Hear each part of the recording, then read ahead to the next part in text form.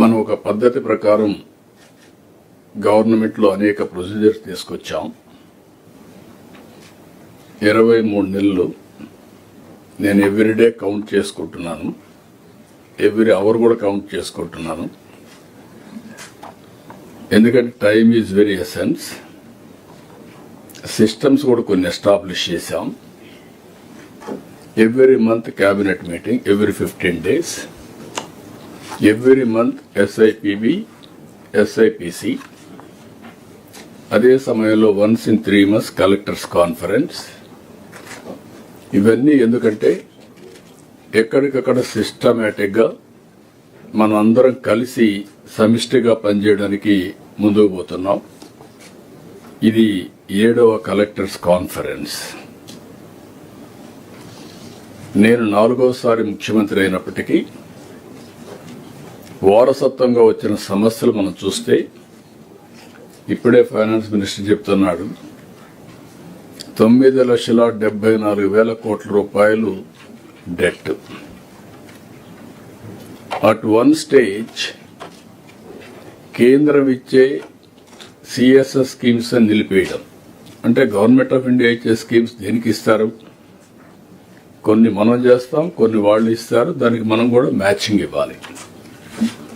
అలాంటివి దగ్గర 10,000 కోట్ల రూపాయలు డైవర్ట్ చేస్తే వాళ్ళు డబ్బులు ఇవ్వడం మానేసి, నేను ఢిల్లీకి పోతే విష్ లిస్ట్ ఇచ్చేవాళ్ళు. నాకు నేను వాళ్ళని సమస్య అడిగితే వాళ్ళు ఒక విష్ లిస్ట్ ఇచ్చేవాళ్ళు. ఇంకొక పక్క 1,35,000 కోట్ల రూపాయలు లయబిలిటీస్ పనులు అయిపోయినాయి, డబ్బులు పే చేయకుండా ఉండే పరిస్థితి వచ్చింది. ఈ సందర్భంగా మనం చూసినప్పుడు ఈరోజు దగ్గర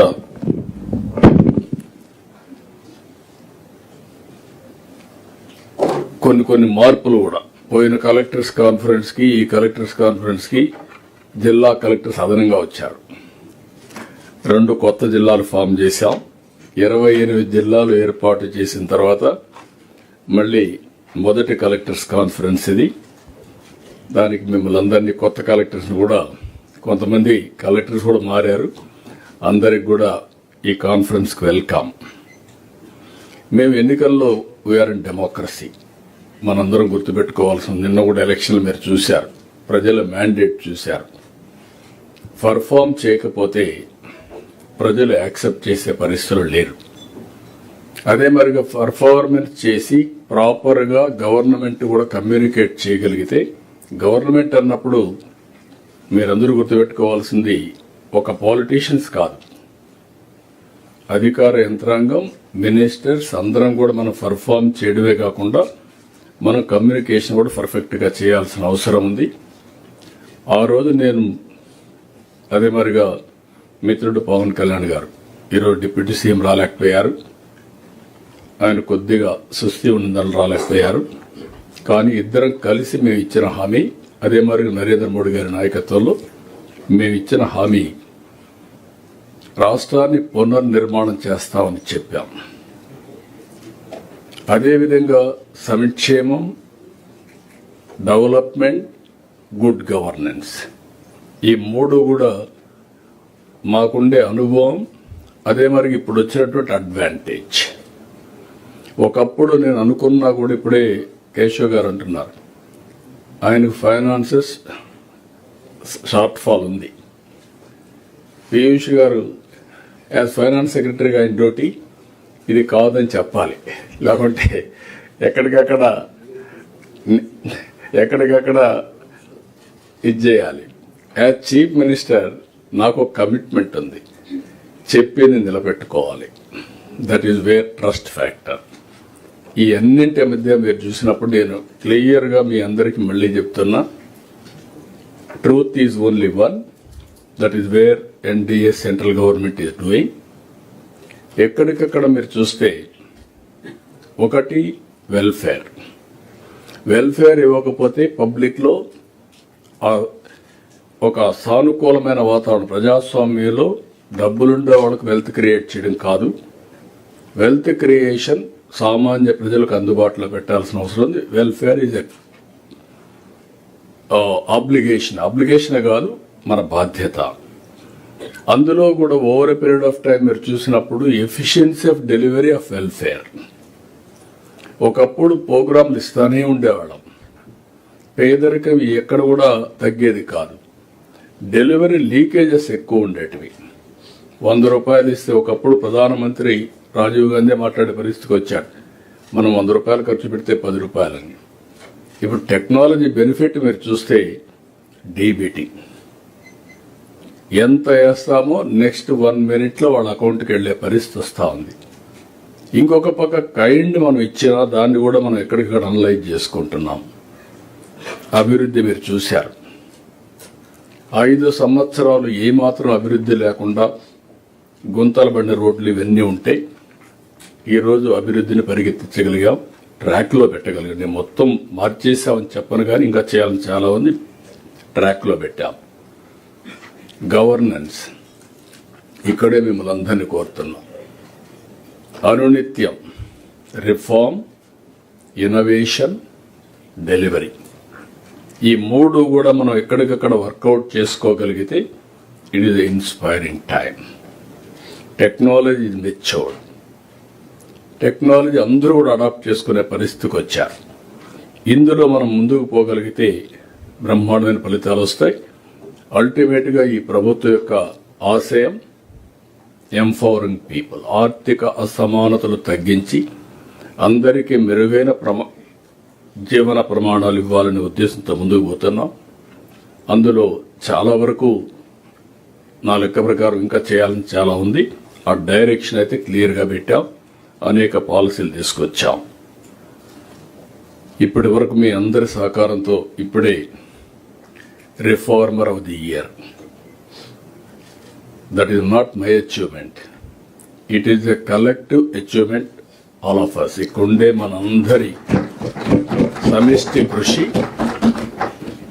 2 ఏళ్లకు మునుపు రాష్ట్రం గురించి ఏ విధంగా మాట్లాడేవాళ్ళు, ఈరోజు రాష్ట్రం గురించి ఏం మాట్లాడుతున్నారు, the award it self is indication.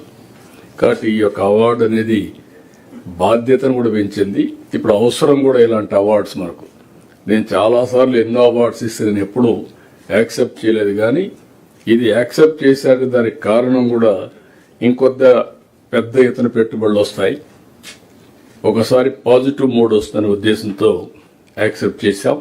మరొకసారి దీనికి సమిష్టి కృషి చేసిన ఇటు క్యాబినెట్, ఇటు secretaries, not only secretaries, last మైల్లో పనిచేసిన చివరి వరకు ఒక గ్రామ స్థాయిలో పనిచేసిన అధికారి వరకు అభినందిస్తున్నా. ఇది మీ అందరికి అంకితం చేస్తూ ఇంకా బాధ్యత మళ్ళా ఒకసారి మీకు గుర్తు చేస్తున్నాను.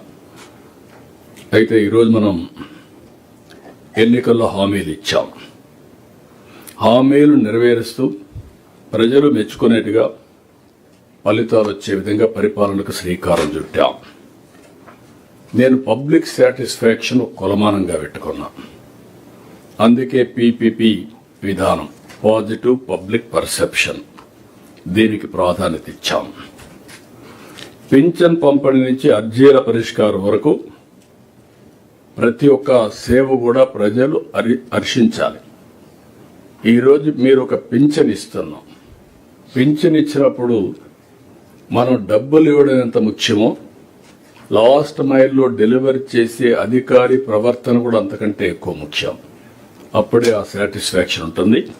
దానికి మనం ప్రాధాన్యత ఇవ్వాల్సిన అవసరం ఉంది.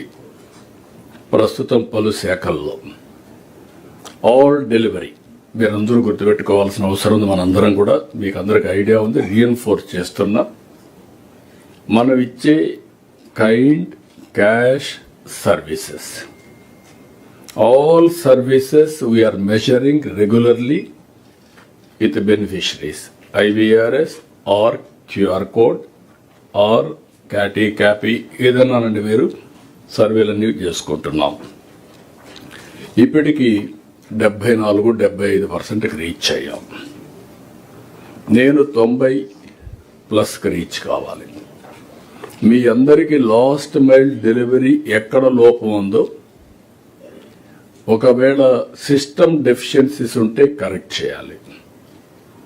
వ్యక్తుల యొక్క కెపాసిటీ ప్రాబ్లం ఉంటే you have to build capacity building. అల్టిమేట్గా నేను చూశాను, టెస్ట్ చేశాను డేటా.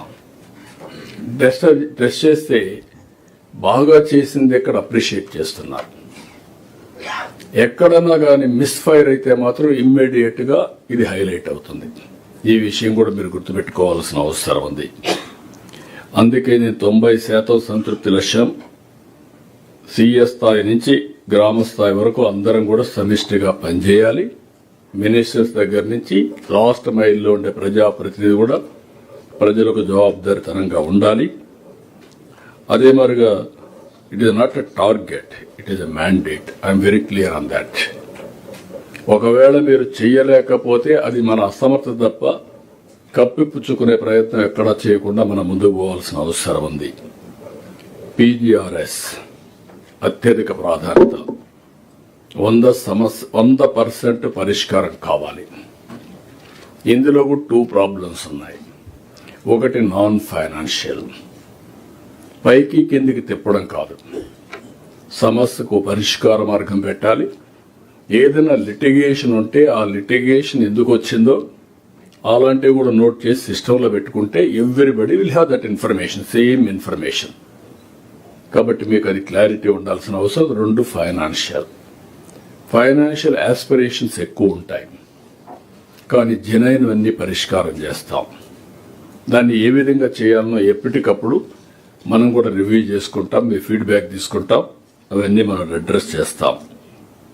అల్టిమేట్ గా citizen satisfaction is your report card. Deliver results, not reports. ఒకప్పుడు మీరు రిపోర్ట్లు పంపిస్తా వచ్చేవాళ్ళు, దానికి మీరు మా గవర్నమెంట్ బ్లేమ్ చేసేవాళ్ళు. ఎవ్రీడే ఒక రిపోర్ట్ పంపించాలని. ఇప్పుడు రిపోర్ట్ పంపక్కర్లా, మేము మీకు పంపిస్తున్నాం. మీరు ఆన్లైన్లో అప్డేట్ చేయడమే బాధ్యత. ఆటోమేటిక్గా ఇదయ్యే పరిస్థితి వస్తుంది.